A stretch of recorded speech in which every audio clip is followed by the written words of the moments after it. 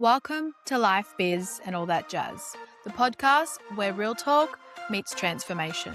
If you're navigating your mental health, healing from trauma, sobriety, or just want to create a life that truly feels like yours, then you're in the right place. I'm your host, Jasmine Lashotto, and every week we dive into the raw, the messy, the transformations. I bring you guests from all over the world or solo deep dives with myself like today's episode. The whole purpose of starting Life Biz and All That Jazz was so no one ever needed to feel alone. I myself have struggled with my mental health. I felt alone. I felt like there was just darkness everywhere and I didn't see a way out of the tunnel.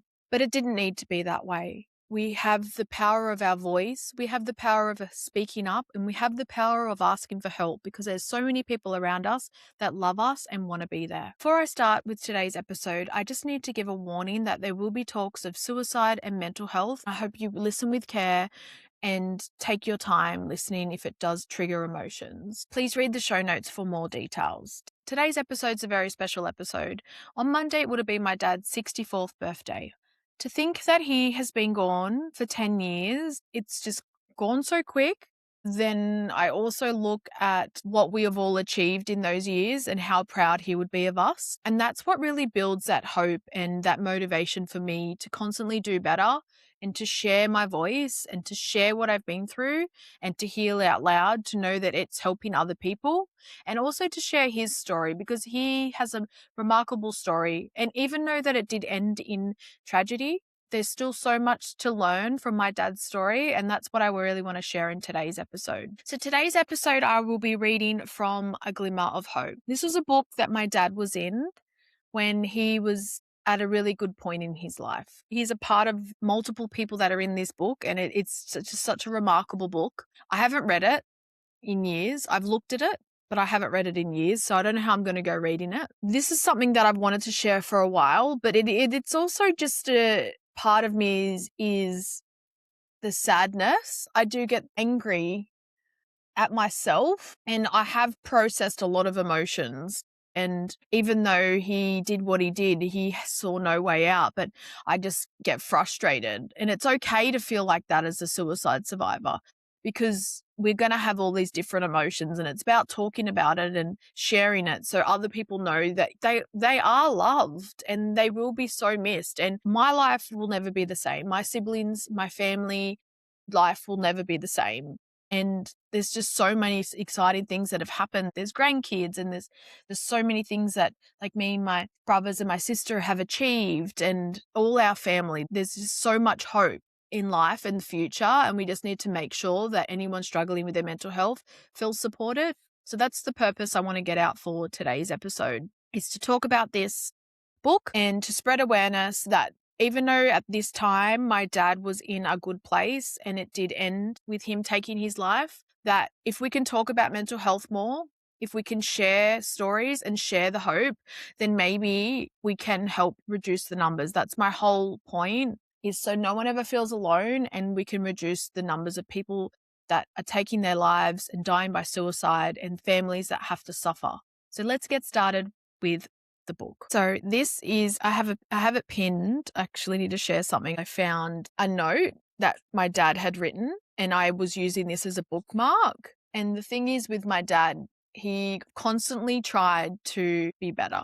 He constantly tried to work on his mental health. And this is just a small example. He actually wrote down what was good for your lungs and like green tea, deep breathing, cranberry juice, oregano, a little tips of healthy things you can do for that. And I loved his writing. So I don't know if you're going to be able to see this, but I'm going to try and share the page. That's my dad, Graziano is his full name. And this is the book. So for any of you that don't know, any of you that are new here, I just want you to understand that, and I do share in episode 1 and 2, which is my story, that my dad attempted to take his life by fire. That was the first major attempt in 2003. And then after this, that's why he had severe burns. After this, he turned his life around. He joined the Burns Foundation.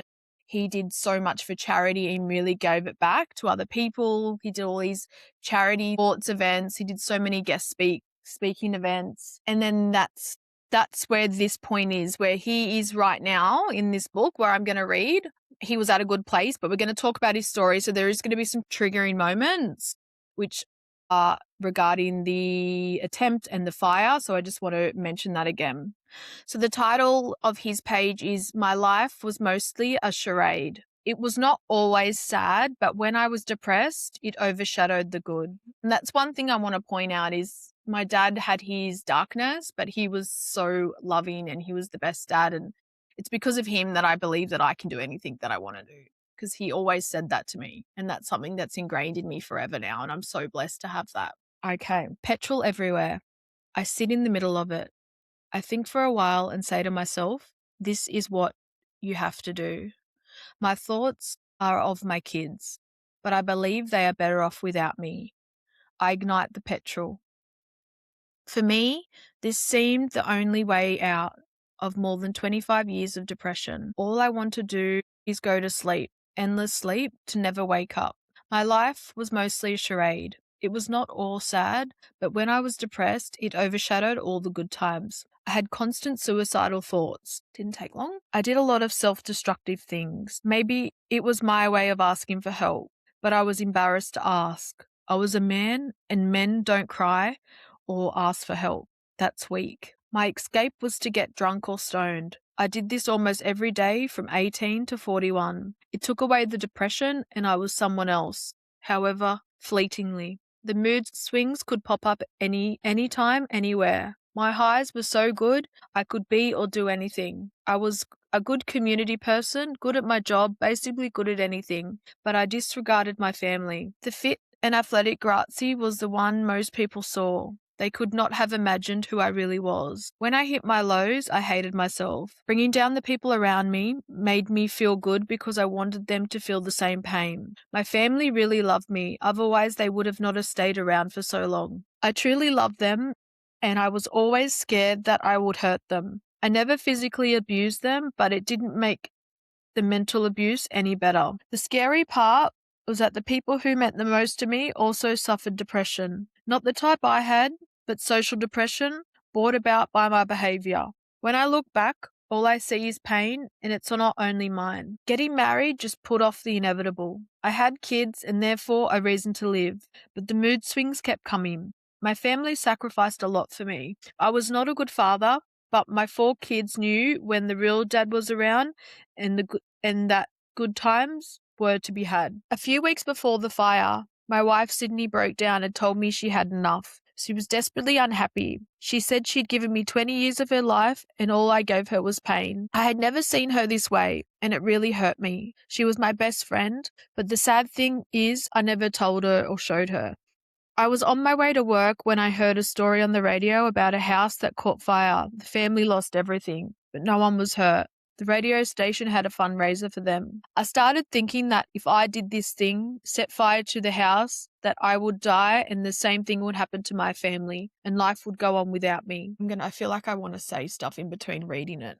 A few things I want to touch on there is obviously he thought he wasn't a good dad, and I know it was traumatic what we went through, and like he says about his pain and when he was angry and the mood swings. We did go through a lot through childhood, but now we see it obviously differently, and we've all had our own struggles in our own way and had to deal with things. And it's just when you understand mental health, and especially for myself, knowing how low you can get and how you think everyone will be better off without you and you're a burden, that's just what breaks my heart so much.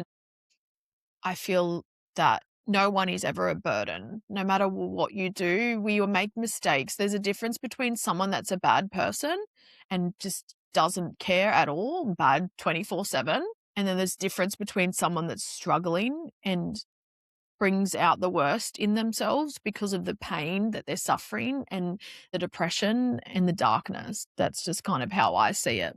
And I think another thing I wanted to touch on is better off without me, but I would have gone the rest of my life helping him and wanting to be there for him than not having him.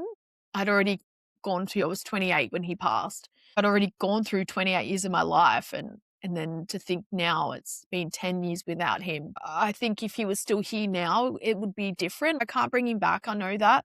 But just this day and age with things that's happening, and he mentions about being a man and he couldn't talk up. And back then in 2000, things were different. It was starting to be less of a taboo, but not like it is now. And yeah, can't take things back. All I can do is share the positive.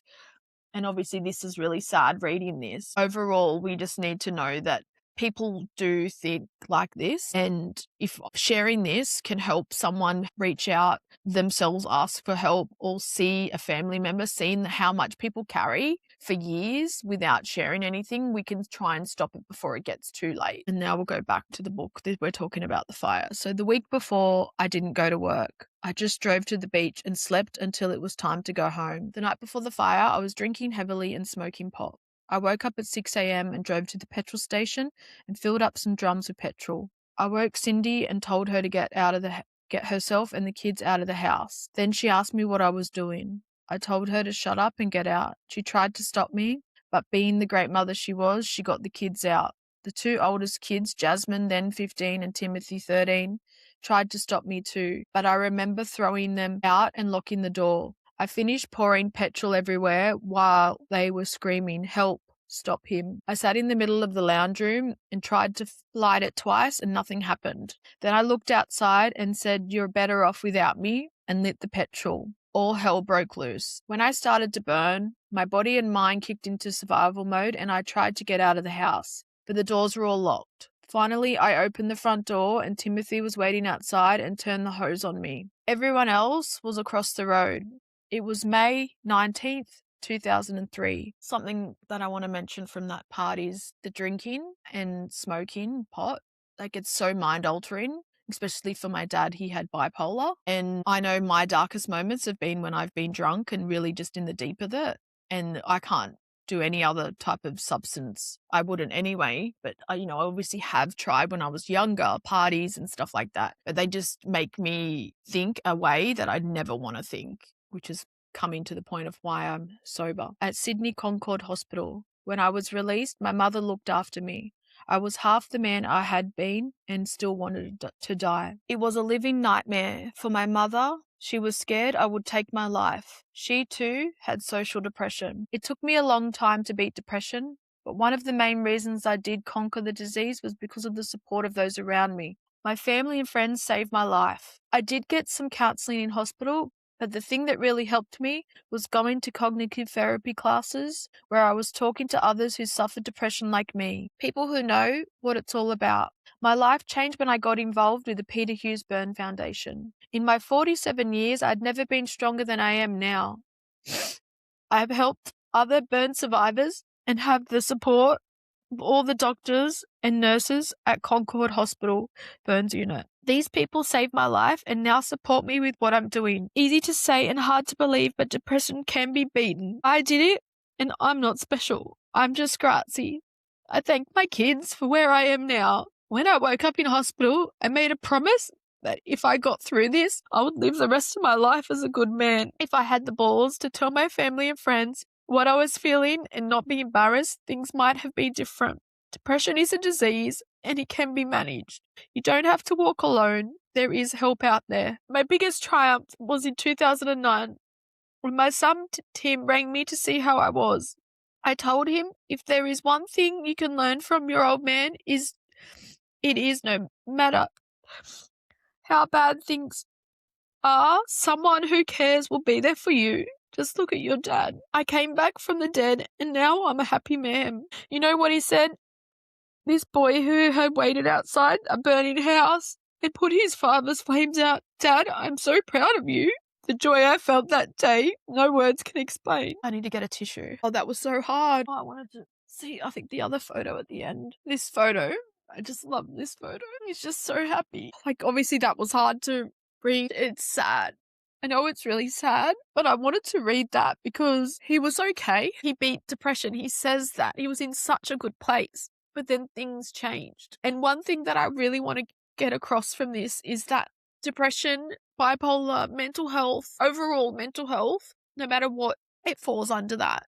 It's lifelong. You need to work on it for the rest of your life. You need to be kind to yourself. You need to support your family and friends. You need to talk up, because I don't know where that changed. So I don't know what date that will come out. I don't know when it came out, but it was published, I think, in 2010 from Lifeline. WA, it's called, Glimmer of Hope, Help Me. So that was 2010. Then we lost him in 2016, so 6 years later. He was 54. And the thing is as well, after that, there was some times when he wasn't in a good place, and he was drinking, and his friends had told us, that he wasn't good. And then we'd talk to him and he'd be like, no, I'm okay. I just had a moment. If I could go back now, I probably would have done something different, but I can't. And I think it's hard too, because I just try and want to save the world. Now I want other families not to have to go through what mine did. And I have that pressure, and that's my mission. And I know I can't help everyone, but I can just try and help, obviously, by sharing this. But then as that got through, obviously, it got to a point where he wasn't okay. And a big thing as well is that if you do struggle with your mental health, I don't want to tell anyone not to drink alcohol, but the night before my dad died by suicide, he was drinking wine on his own. I know that because we went to the house and we had a look. We had to go through his house after it. And there was an empty bottle and like a glass on the lounge. And I think if he wasn't drinking, that he would still be here. And I can't tell you 100% for sure, but I just really want to share that and hope that you can see that someone can get better, but then things can change. And I don't want to ever put out there that your life is not going to be good, because I still struggle with myself, but I have put things in place, which is I don't drink. I put myself first with my nervous system. I set boundaries. I only surround myself with people that lift me up and are positive, and I exercise every day. I run or do Pilates. There's so many things that I do that I know keep my mental health in check, and that's something that I'll forever have to do. And I'm okay with that. That's my brain. That's how my brain's wired. But there's so much power in all these things that I have in my brain, and with my ADHD and OCD, and knowing that we all have flaws, but we're all amazing and we all deserve to be here. No one ever deserves to work so hard and have a life like that and turn their whole life around for them to just give up again, because he didn't deserve that. And I know he fought so much, and there's nothing that we can do now but share. So that's today's episode. That's what I wanted to share. And this also follows on.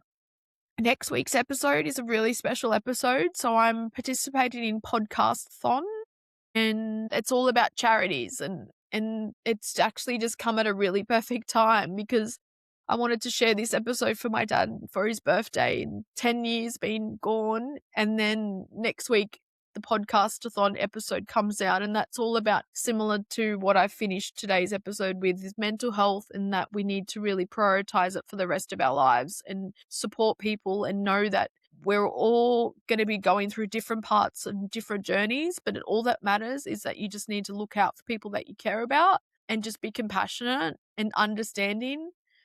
And we're all different, and that's okay. And just because you don't struggle with anything doesn't mean that other people don't. And I think that's the biggest thing that has made the stigma and people not being able to talk out, is because people that don't understand it dismiss it and don't realize how bad and detrimental it is when they do that. So hopefully this can create awareness, because it's either people don't know or they just don't care. And I can't help the ones that don't care, but maybe the ones that don't know, we can spread awareness and help them understand more about mental health. So thank you so much for listening today. I know this wouldn't have been an easy one to listen to. It wasn't an easy one for me, but what comes with sharing the good is sometimes sharing the bad to help and make things good. So just remember, it's progress, not perfection, and I will see you next week.